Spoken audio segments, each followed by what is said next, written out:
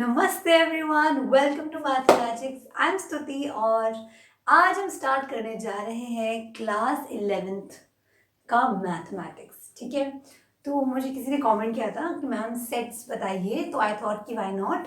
तो देखो, आप क्लास 11th में आ गए हो, आपने मैथ्स चूज़ किया है, वेरी गुड, कंग्रेचुलेशंस। आपको बहुत लोगों ने बोला होगा ये बहुत डिफ़िकल्ट है, बट ट्रस्ट मी, डिफ़िकल्ट नहीं है। आपको ये ध्यान रखना है बस that just understand the topics, और अगर आप ठीक से समझ के करोगे ना तो इट्स वेरी इजी, आपको बहुत मज़ा भी आएगा। Let's start the video today. We are starting chapter number 1 of class 11th mathematics NCERT, और हमारे चैप्टर का नाम है सेट्स। ओके, सो देखो, जो सेट होता है, अगर आपको अभी तक समझ में नहीं आया है सेट क्या होता है, roster form, set builder form, ये सब आपको समझ में नहीं आया है, आई प्रॉमिस हम लोग अच्छे से डिटेल में इस चैनल पर इस कॉन्सेप्ट को समझेंगे, आपको बहुत मज़ा आएगा। बस आपको उसके लिए ये करना है कि वीडियोस थोड़ी लंबी हो सकती हैं, बिकॉज ये थोड़ा सा ना अंडरस्टैंडिंग बेस्ड चैप्टर है। जो सेट है ना, ये थोड़ा थ्योरेटिकल भी है, तो आप बोर ना हो, इसलिए हम ऐसे पढ़ेंगे कि आप बोर नहीं ना हो। Will try and understand this better. You just have to, आप चाहो तो वीडियो को 2x पे कर लो, so that you can don't miss out anything. Okay, आपको स्किप नहीं करना, अदरवाइज आपको समझ में नहीं आएगा। So let's start the topic. तो आज हम लोग पढ़ेंगे अबाउट सेट। सेट क्या होता है? तो देखो, ये जो सेट का टॉपिक है ना, ये जॉर्ज कैंटर ने डिस्कवर किया था, एंड इसमें set is basically a collection. ठीक है, तो इसकी डेफिनेशन ये है कि well defined collection of objects और एलिमेंट्स। मतलब आप एक वेल डिफाइंड कलेक्शन करो। तो अब वेल डिफाइंड क्या होता है मैम? कोई भी चीज का अगर वेल डिफाइंड कलेक्शन आपने बनाया है तो आप उसको सेट बोल सकते हो। जैसे कि आपको मालूम है नेचुरल नंबर क्या होता है? नेचुरल नंबर हम सबने पढ़े हैं, दे स्टार्ट फ्रॉम 1, है ना? तो आपके नेचुरल नंबर 1 से स्टार्ट होते हैं, 1 2 3 and then they go on, है ना? तो ये जो नेचुरल नंबर है ना, ये एक सेट है। क्यों? क्योंकि आप दुनिया में किसी भी इंसान से पूछ लोगे नेचुरल नंबर भाई क्या होता है, तो वो आपको यही बताएगा कि 1 से आगे बढ़ता है, 1 2 3 4 and then it go on to infinity. तो ये एक वेल डिफाइंड सेट है, क्योंकि आप दुनिया में किसी भी इंसान से पूछोगे कि भाई नेचुरल नंबर का सेट क्या होता है, तो वो आपको यही बताएगा। अब मान लो अगर मैं बोलूँ आपसे कि आप मुझे 5 बेस्ट क्रिकेटर्स के बारे में बताओ, मतलब 5 बेस्ट क्रिकेटर का एक ग्रुप बनाओ। बेसिकली ग्रुप है ना, ये ग्रुप ही तो है ना, आपने बहुत सारे नंबर्स को साथ में लिख दिया है। अब ये ग्रुप सेट का बनाएगा, वो मैं आपको बताती हूँ, बट उससे पहले ये बताओ, अगर मैं आपसे बोलूँ कि टॉप बेस्ट 5 क्रिकेटर्स का नाम आप मुझे बताओ, तो अब आप सबके लिए हो सकता है कि फेवरेट्स अलग अलग हों, आप कौन सी कंट्री में रहते हो उस अकॉर्डिंग आप बताओगे, आप कौन से स्टेट में रहते हो उस अकॉर्डिंग आप बताओगे। तो जो भी आपकी लिस्ट बनेगी वो कोई प्रिसाइज नहीं होगी, मतलब वो सबके लिए सेम नहीं होने वाली।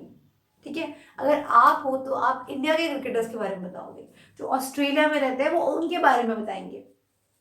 तो यहाँ कहने का मतलब ये है कि आपकी जो लिस्ट, जो ग्रुप आपने बनाया है, वो हर इंसान के लिए अलग अलग है, डिफरेंट है, राइट?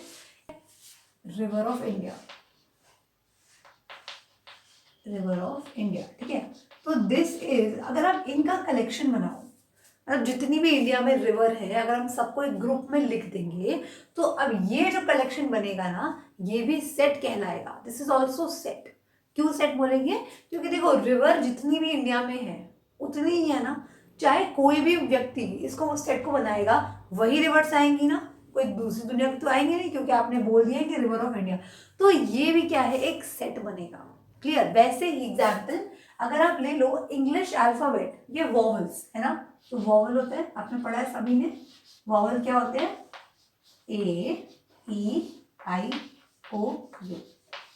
ठीक है, अब देखो, अगर आप किसी से भी बोलोगे कि भाई वॉवल बताओ कितने होते हैं इंग्लिश अल्फाबेट में, तो आप वो क्या बताएंगे? ए, ई, आई, ओ होते हैं, राइट? तो ये भी क्या है, एक सेट है।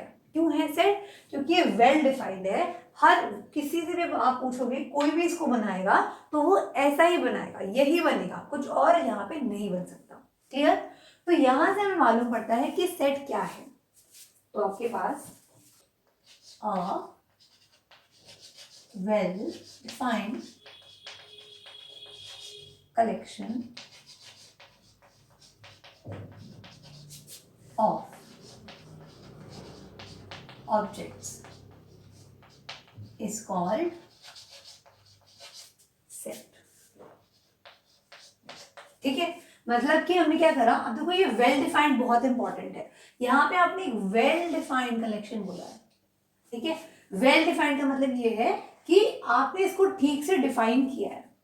कोई भी डिफाइन करेगा तो वो सबके लिए सेम रहने वाला है। प्रॉपर्ली बताया आपको कि आपको क्या चाहिए सेट के अंदर ऑफ ऑब्जेक्ट्स। अब देखो ऑब्जेक्ट्स का यहाँ पे क्या मतलब है, देखो आप चाहे ऑब्जेक्ट बोलो या आप एलिमेंट बोलो, ठीक है, या आप मेंबर बोलो, एक ही बात है। मतलब आप देखो ये जो 1 2 3 4 है ना, ये आप बोल सकते हो कि ये इनके क्या है, मेंबर्स हैं, या आप बोल सकते हो कि ये इसके एलिमेंट्स है या फिर ऑब्जेक्ट है, इनमें कोई भी डिफरेंस नहीं आता है। अब ये एक बात ध्यान रखो कि जब भी हम लोग सेट को लिखते हैं तो आप हमेशा इन ब्रैकेट्स का यूज करते हैं, ठीक है।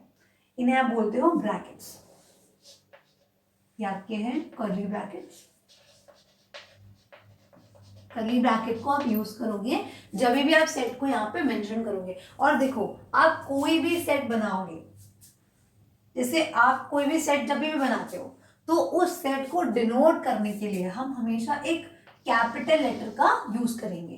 क्लियर, ये तो आपकी एक बात। देखो पहली बात मैंने बताई कि आप ऑब्जेक्ट के जितने भी अंदर एलिमेंट हैं आप उनको ऑब्जेक्ट बोल सकते हो, एलिमेंट बोल सकते हो, मेंबर बोल सकते हो, तीनों एक ही बात है, ठीक है। मतलब नाम है जो आप सेट के अंदर लोग लिखते हो कि लोग कौन कौन से, मेंबर कौन कौन से, उनको आप बोल सकते हो। दूसरी बात हमने सीखी कि सेट को हमेशा हम कर्ली ब्रैकेट्स से लिखते हैं। मतलब अगर कोई सेट है, कोई ग्रुप को भी लिखना है तो वो कर्ली ब्रैकेट्स के अंदर लिखा जाएगा।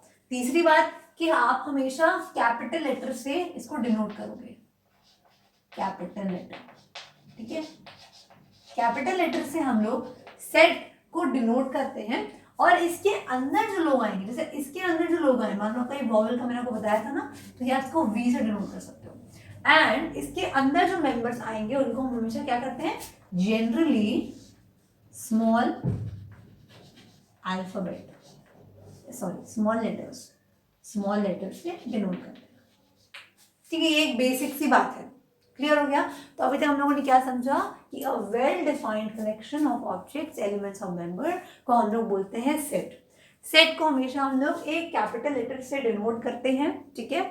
और सेट के अंदर जो भी लिखेंगे, एक ग्रुप को सेट हम तभी बोलेंगे जब वो वेल डिफाइंड हो। वेल डिफाइंड मतलब क्या, कि आप किसी से भी बोलो कि ये सेट ऐसे बनेगा, कोई भी डेफिनेशन दोगे आप तो हर व्यक्ति उसको वैसे ही बनाएगा। जैसे वॉवल्स के लिए ए ई आई ओ यू, इसके अलावा आप कोई और सेट नहीं बना सकते वॉवल के लिए। तो ये हो गया।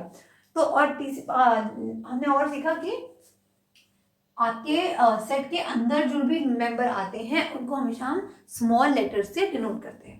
Clear, very good. मैंने आपको बताया कि जैसे मान लो वॉवल का सेट है, ठीक है। तो अब देखो, अब मान लो मुझे बनाना है सेट ऑफ, मान लो मुझे बनाना है set of vowels of English alphabet, ठीक है। मतलब मुझे बोला गया है कि मुझे सेट बनाना है वॉवल ऑफ इंग्लिश अल्फाबेट। तो आपको पता है, देखो आप इसे किसी से भी डिनोट कर सकते हो, ए बी सी डी कोई भी ले सकते हो, आपकी मर्जी है। लेकिन मैं यहाँ पे वी ले रही हूँ बिकॉज हम यहाँ वॉवल की बात करें तो थोड़ा सा इजी है, ठीक है। वी मैंने वॉवल का वी ले लिया है, आपकी मर्जी है, आप ए बी सी डी भी ले सकते हो, उसमें कोई प्रॉब्लम नहीं है। अब यहाँ ने बोला है कि हमें सेट बनाना है वॉवल ऑफ इंग्लिश अल्फाबेट का। तो इंग्लिश अल्फाबेट में कौन कौन से वॉवल होते हैं बताओ, ए ई आई ओ यू। अब देखो यहाँ पे मैंने क्या किया है, कैपिटल लेटर से मैंने इसको डिनोट किया है। इसके अंदर के एलिमेंट्स हैं, मैंने उनको स्मॉल रखा है, ब्रैकेट के अंदर रखा है एलिमेंट को, और यहाँ पे मैंने कॉमा यूज किया है। तो commas are use to separate the elements, ठीक है। एलिमेंट को हम अलग अलग करके लिखेंगे, राइट, तो उसके लिए हम कॉमा का यूज करते हैं। क्लियर। अब यहाँ पे ये समझो कि अब मुझे बताओ इस सेट में कौन कौन से लोग हैं, कौन कौन से मेंबर है। तो आप बोलोगे ma'am A E I O you ये इस सेट के अंदर है, बहुत बढ़िया। तो देखो आप क्या भी बोल सकते हो कि ये जो ए है, ठीक है, ये इस सेट में बिलोंग कर रहा है। हम बोलते हैं ना कि I belong to India because I am a citizen of India, so I belong to India. Belong मतलब क्या होता है कि हम वहाँ के निवासी हैं, वहाँ पे बिलोंग करते हैं, ठीक है। अब क्या हो गया कि ए जो है वो इस सेट में बिलोंग कर रहा है, वी में बिलोंग कर रहा है। क्या मैं लिख सकती हूँ ए बिलोंग्स टू वी? इसमें कुछ गलत तो नहीं है ना, क्योंकि ए क्या है, वो वी में बिलोंग कर रहा है, तो मैंने लिख दिया ए बिलोंग्स टू वी। अब देखो आप बार बार तो ये बिलोंग टू लिखोगे नहीं, ये जो फ्रेज यहाँ पे आया है, अब बार बार बिलोंग टू तो बड़ा लिखोगे तो है नहीं, है ना। इसी वजह से हम लोग एक ग्रीक सिंबल का यूज करते हैं जिसे हम लोग बोलते हैं एप्सिलॉन। क्या बोलते हैं? इसे एप्सिलॉन बोलते हैं, लोग इसे एप्सिलॉन बोलते हैं बेसिकली। ये सिंबल है जिसे हम लोग एप्सिलॉन बोलते हैं, और इस सिंबल को हम लोग इस बिलोंग्स टू की जगह पे यूज करते हैं। मतलब ये जो बिलोंग टू लिखा हुआ है ना, आप इसको एप्सिलॉन से रिप्लेस करोगे, ठीक है, इसको ऐसे बनाओगे, आप इसको इससे रिप्लेस करोगे तो आप लिख पाओगे, क्या लिख पाओगे कि आपका जो ए है, ए आपका बिलोंग करता है वी में, ए बिलोंग्स टू वी। तो इसको आप क्या पढ़ते हो? बिलोंग्स टू, ठीक है। क्या बोलोगे? बिलोंग्स टू, मतलब ए वी का मेंबर है। इतनी बात तो क्लियर हो गई। अब देखो ऐसे ही, मतलब मैंने क्या बोला कि इसको ऐसे लिख सकते हो। अब बताओ मुझे ई के, ई जो है वो वी में बिलोंग करता है कि नहीं? ई वी का मेंबर है, तो क्या मैं लिख सकती हूँ ई बिलोंग्स टू वी? करेक्ट। क्या ई है और वो वी का मेंबर है ना, वी हमारा सेट है, ई उसका मेंबर है, तो मैंने दिया ई बिलोंग्स टू वी, ठीक है। इसको आप क्या रीड करोगे? इसको बिलोंग्स टू रीड करोगे। मतलब आपका जो, जब हम ऐसे लिखते हैं, मतलब ये होता है कि ये मेंबर आपका सेट के अंदर जाता है। क्लियर? ऐसे ही देखो आई किस में जाता है? आई बिलोंग किस में कर रहा है? आपका वी में बिलोंग कर रहा है।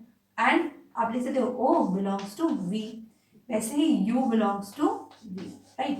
अब मुझे एक बात बताओ, आपके पास बी है, बी भी तो है, अल्फाबेट है ना बी। क्या बी, क्या बी इस वी में जा रहा है? अल्फाबेट बी इस वी में जा रहा है? नहीं जा रहा है।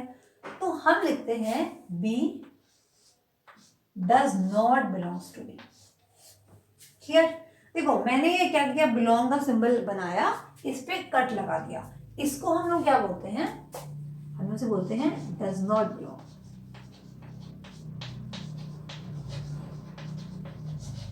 ठीक है, मतलब अगर कहीं पर हमें लिखना है कि भाई ये वाला एलिमेंट इसका नहीं है, मतलब इसमें नहीं जाता, इस सेट में नहीं है, तो उसके लिए हम क्या हुआ, उसके लिए हम लोग इस बिलोंग्स टू के सिंबल पे कट लगा देते हैं और हम बोलते हैं डज नॉट बिलोंग। क्लियर हो गया? तो यहाँ पे हम लोगों ने ये देख लिया कि अगर कोई सेट है और उसके अंदर के एलिमेंट्स हैं और वो एलिमेंट्स उसके अंदर बिलोंग करेंगे, ऑब्वियसली अगर वो उसके अंदर तो बिलोंग तो करेंगे करेंगे, तो उस बिलोंग्स टू को हम लोग क्या लिखते हैं? उस बिलोंग्स टू के लिए हम लोग ने एक सिंबल बनाया है जिसे हम लोग एप्सिलॉन बोलते हैं, और उसको हम ऐसे लिख सकते हैं कि ए बिलोंग्स टू बी। अब अगर कोई भी मेंबर उस सेट में नहीं जा रहा है तो हम उस सिंबल पे कट लगाते हैं, जिसका मतलब होता है कि वो मेंबर उसमें नहीं जा रहा, डज नॉट बिलोंग। क्लियर हो गया? चलो बहुत बढ़िया। आप इसका स्क्रीनशॉट ले सकते हैं कि अभी मैंने आपको जैसे बताया कि आपके पास कोई सेट था, मान लो आपने वॉवेल का सेट दिखा था और आपने उसको क्या लिख दिया था? ए ई आई ओ यू। ठीक है, तो यहाँ पे हमने क्या देखा था कि कोई भी सेट है तो हम उसे कैपिटल लेटर से लिखते हैं, उसको ब्रैकेट्स के उसके एलिमेंट्स को ब्रैकेट्स के अंदर लिखते हैं, उसके अंदर जो लोग आते हैं उसको हम एलिमेंट बोलते हैं। ठीक है, एलिमेंट बोलते हैं और साथ में उन एलिमेंट्स को हम लोग कॉमा से सेपरेट करते हैं। क्लियर? ये हमने देखा था। अब देखो आप सेट को एक और तरीके से भी लिख सकते हो। ठीक है, तो यहाँ पे हम देखेंगे representation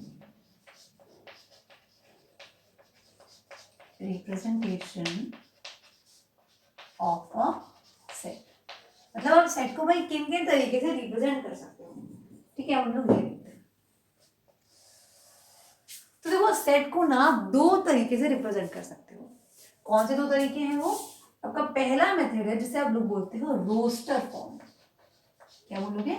roster form. Very good. And आपका दूसरा तरीका है जिसे आप बोलते हो सेट बिल्डर फॉर्म।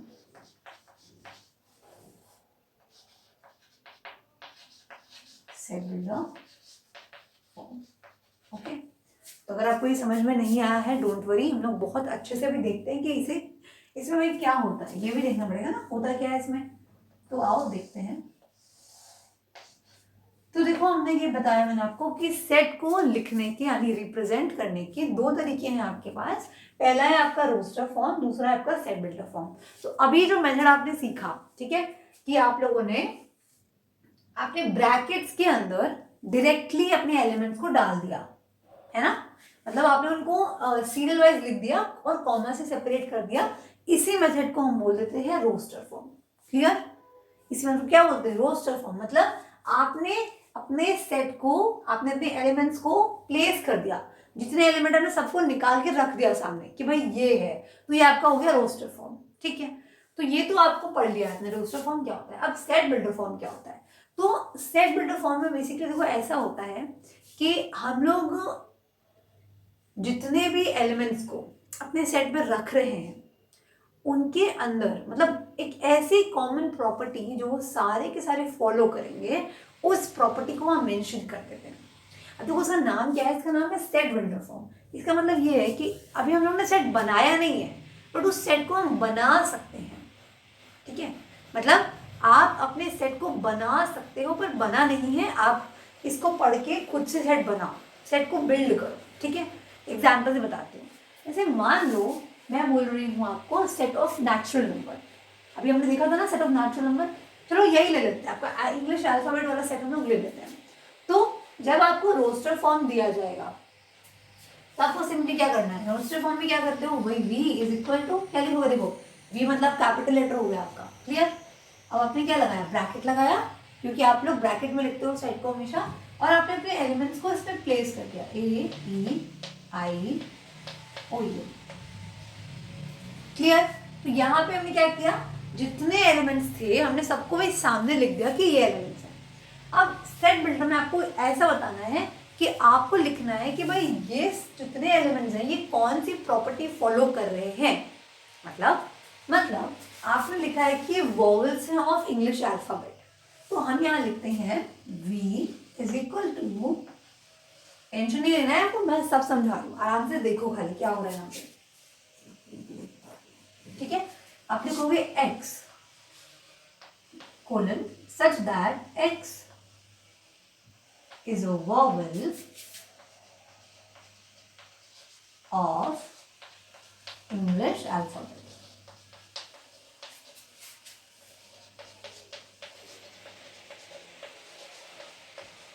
ठीक है, यहाँ पे क्या हुआ कि हम लोगों ने देखो, अब यहाँ पे मैंने डायरेक्टली अपने एलिमेंट्स को नहीं लिखा है। सेट बिल्डर फॉर्म में हम लोग एलिमेंट्स को नहीं लिखते। सेट बिल्डर फॉर्म में यहाँ लिखा हुआ है x। x मतलब x बेसिकली एक मेंबर है, कोई भी हो सकता है। आप x की जगह y भी लिख सकते हो, z भी लिख सकते हो, आपकी मर्जी। x मतलब है यहाँ पे लोग, मतलब वो मेंबर्स।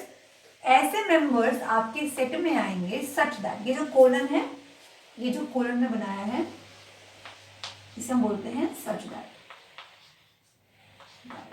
ठीक है, such that x is a vowel of English alphabet, मतलब ऐसे लोग इसमें आएंगे कि जो इंग्लिश अल्फाबेट की क्या होंगे? वॉवल्स होंगे। अब आपको मालूम है कि मैम ये तो हम जानते हैं कौन है इंग्लिश अल्फाबेट के vowel? A E I O U. क्या बन गया आपका? वापस से रोस्टर फॉर्म बना दिया मैंने। क्लियर? तो यही है बस। तो हमने ये देखा है कि हम लोग अपने सेट को दो टाइप से रिप्रेजेंट कर सकते हैं। पहला होता है आपका रोस्टर फॉर्म, जिसमें आप सिंपली अपने एलिमेंट्स को प्लेस कर देते हो, जैसा आपने सिंपल देखा हमने। दूसरा होता है सेट बिल्डर फॉर्म। इसमें आपको क्या करना है? आपको थोड़ा सा दिमाग लगाना है और देखना है कि भाई ये जो एलिमेंट्स हैं ये आखिर कौन सी एक प्रॉपर्टी फॉलो कर रहे हैं जो केवल ये सारे के सारे फॉलो करें। ठीक है, और केवल यही सारे के सारे फॉलो करें, तो उस प्रॉपर्टी को आप मेंशन करते हो। और यहाँ पे आपको लिखना है x कोलन। x मतलब होता है मेंबर्स। ठीक है, मतलब ऐसे मेंबर्स आपके जा रहे हैं सच दैट कि x इज अ वॉवल, मतलब आपके वो मेंबर इस प्रॉपर्टी को फॉलो करें। क्लियर हो गया? चलो अब मैं आपको एग्जांपल देखते हैं, एक और एग्जांपल देखते हैं। a is equal to x such that x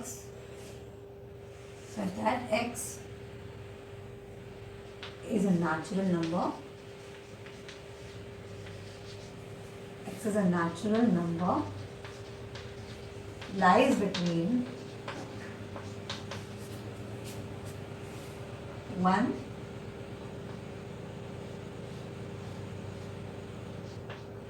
and 8। ठीक है, चलो अब इन्होंने क्या बोला है, अब मैंने आपको एक सेट बिल्डर फॉर्म दिया है और मैं चाहती हूँ कि आप इसको रोस्टर फॉर्म बनाओ। क्या लिखा हुआ है, x such that x is a natural number. मतलब आपको अब देखो, इसको ध्यान से खाली आपको रीड करना है, इसमें बिल्कुल कोई दिक्कत आपको नहीं आएगी। क्या लिखा हुआ है कि इसके अंदर x मतलब ऐसे मेंबर आपको लेके जाने हैं such that x is a natural number. मतलब पहले तो इसके अंदर सिर्फ नेचुरल नंबर जाएंगे। ओके, कौन से natural number, lies between 0 and 8। मतलब ऐसे नेचुरल नंबर आपको सेट के अंदर है जो कि 0 और 8 के बीच में है।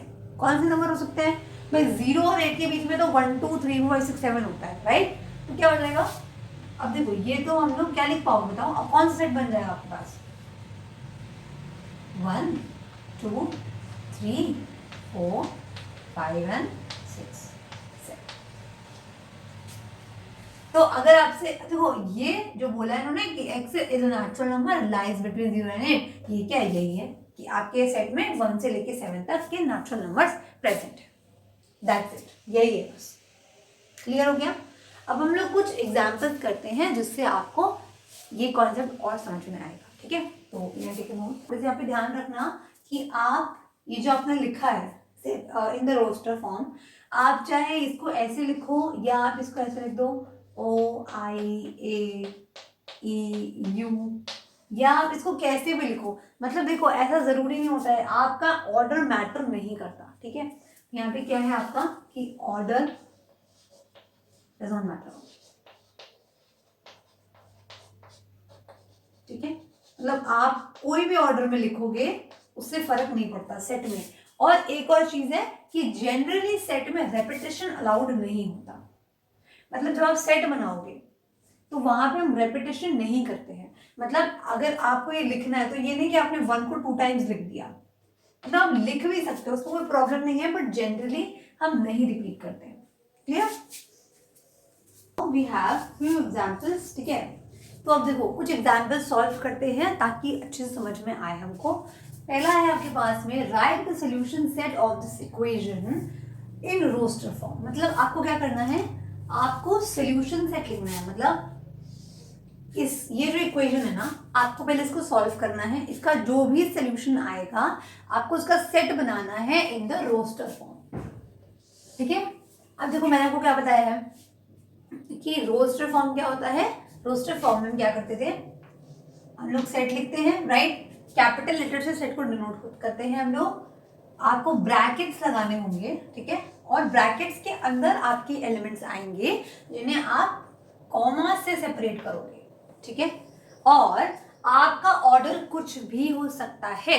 मतलब अगर मान लो आपके सेट में 1 2 3 है, ठीक है, मान लो 1 2 3 है, तो आप 1 2 3 लिखो, या आप 3 2 1 लिखोगे, या आप 2 1 3 कुछ भी लिख सकते हो, आपकी मर्जी है। सेट का ऑर्डर मैटर नहीं करता है। क्लियर, चलो बहुत बढ़िया बात। अगर आपको समझ में आ गया तो बहुत बढ़िया। आप चलो इसको सॉल्व करते हैं जल्दी जल्दी। तो इसको सॉल्व करना तो आपको मालूम ही है क्या होता है। तो देखो आपसे कहा गया है कि आपको x square plus x minus 2 को सॉल्व करना है इन द रोस्टर फॉर्म। ठीक है भाई, करते हैं। चलो, square plus x minus 2 equals to 0। अब ये एक क्वाड्रेटिक इक्वेशन है एंड आपको इसका रूट निकालना है, बेसिकली x की वैल्यू निकालनी है। तो क्या करोगे, इस x को सेपरेट करोगे, ऐसे सेपरेट करना है कि आपको मल्टीप्लाई करने पे क्या मिलेगा, 2 मिलेगा, और आपको ऐड या सब्ट्रैक्ट करने पे मिलेगा 1। ठीक है, अब ये आई होप आपको पता है अच्छे से ये बात कि हमें ऐसे नंबर्स इसको डिवाइड करना है। देखो यहाँ पे प्लस लगा हुआ है, यहाँ पे माइनस है, मतलब आपको कुछ अब अच्छा ठीक है, क्या लिख सकते हो, देखो क्या इसको लिख सकती हूँ मैं, x square plus 2x minus x minus 2 is equal to 0। मैंने क्या किया, मैंने x को 2x माइनस एक्स लिखा तो भी मेरा x ही आएगा। अब यहाँ से क्या लिखूंगी, पेयर बनाना है, x यहाँ से कॉमन कर सकती हूँ मैं, क्या आएगा x प्लस 2 आएगा। यहाँ से माइनस का 1 कॉमन करूँगी, आएगा x प्लस 2 आएगा, करेक्ट, इक्वल्स टू 0। देखो यहाँ पे आप इम्प्लाई लगाते हो, इक्वल नहीं लगाओ, इक्वल यहाँ लग चुका है। अब देखो क्या जो x प्लस 2 इसमें भी x प्लस 2 इसमें भी है, x प्लस 2 कर लो कॉमन, 1 ब्रैकेट में, दूसरे में क्या आ जाएगा x माइनस का 1 is equal to 0।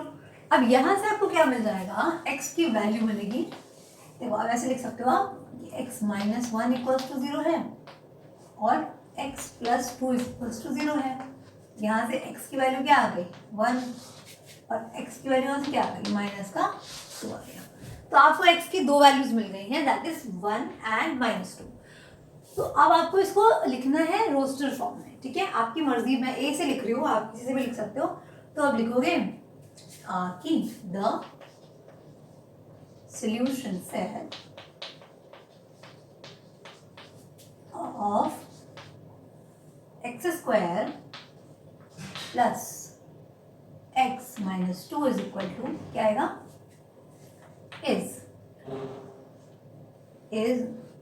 a equal to 1 comma minus 2 and this is your answer। अब आप इसको -2,1 लिखोगे या 1, -2, आपकी मर्जी, इट्स योर चॉइस, बिकॉज आपका इसमें ऑर्डर कोई भी मैटर नहीं करता है। Clear? Now we move on to the next question. क्या हुआ है, आपको ये सेट दे रखा है इन सेट बिल्डर फॉर्म, ठीक है, और आपको इसको रोस्टर फॉर्म में बनाना है। तो बहुत बढ़िया, क्या लिखा है देखो, x आपको ऐसे एलिमेंट्स लेने हैं, x such that x is a positive integer and x square is less than 40, ठीक है। बेसिकली आपसे ये बोल रहा है केवल कि आपको इसके x, जो आपका x है वो पॉजिटिव इंटीजर है, मतलब सेट के अंदर आप सिर्फ पॉजिटिव नंबर डालने वाले हो, ठीक है, और x स्क्वायर की वैल्यू लेस देन 40 है, मतलब आपको स्क्वायर लेने हैं। स्क्वायर नंबर मालूम है ना, परफेक्ट स्क्वायर नंबर जिसकी वैल्यू 40 से कम हो, ठीक है। तो अब मुझे बताओ पहले कि स्क्वायर नंबर कौन कौन से होते हैं। आपको मालूम है 1x स्क्वायर है ना, 1 का स्क्वायर क्या होता है 1 होता है, 2 का स्क्वायर क्या होता है 4, 3 का स्क्वायर क्या होता है 9 एंड 4 का स्क्वायर क्या होता है फर्स्ट 16। इसी टाइप से 5 का स्क्वायर ऑफ 25 होता है, 6 का स्क्वायर क्या होता है 36, 7 का स्क्वायर क्या होता है। नाउ स्टॉप, आपसे कहा गया है कि x देखो यहाँ पे बोला है कि x स्क्वायर की वैल्यू 40 से कम होनी चाहिए। क्या होनी चाहिए, एक्स स्क्वायर की वैल्यू 40 से कम होनी चाहिए। और अब यहाँ पे देखोगे कि ये जो 7 स्क्वायर है ना, इसकी वैल्यू 49 हो गई है, दैट मीन्स हमें ये नहीं लेना है, इसको हमें नहीं लेना है, आपको सिर्फ 6 स्क्वायर तक ही कंसिडर करना है। क्लियर? तो मतलब आपको ऐसे पॉजिटिव नंबर्स लिखने हैं जिसके स्क्वायर की वैल्यू 40 से छोटी होगी। अब आप देखोगे कि 1 2 3 4 5 6, अब देखो इन्होंने पॉजिटिव नंबर क्यों लिखा, ये आप ध्यान से सुनो, ध्यान से, ठीक है। और यहाँ देख सकते हो कि आपको मालूम है कि आप चाहे 1 का स्क्वायर करो या -1 का स्क्वायर करो 1 आएगा, पर उन्होंने आपसे बोला है कि आपको सिर्फ पॉजिटिव नंबर्स ही लिखने हैं, इसीलिए हम सिर्फ पॉजिटिव नंबर्स लिखेंगे। तो आप ये लिखोगे कि x is a positive number, तो आपका सोल्यूशन है, यहाँ पे से लिख सकते हो कि perfect square number less than किससे छोटे होते हैं 40। क्या है वो बताओ, आपको बताया कि 40 से छोटे परफेक्ट स्क्वायर नंबर कौन से, आपको पहले मेंशन करना पड़ेगा ना। तो क्या है आपके पास R 1 4 9 16 25 एंड 36, ठीक है, ये तो आपने बताया। अब लिखा है कि x is a positive integer, right, their positive roots are, their positive roots are क्या होंगे वो 1 2 3 4 5 6, ठीक है। सो आपका सेट क्या बन जाएगा, आपका सेट क्या बनेगा,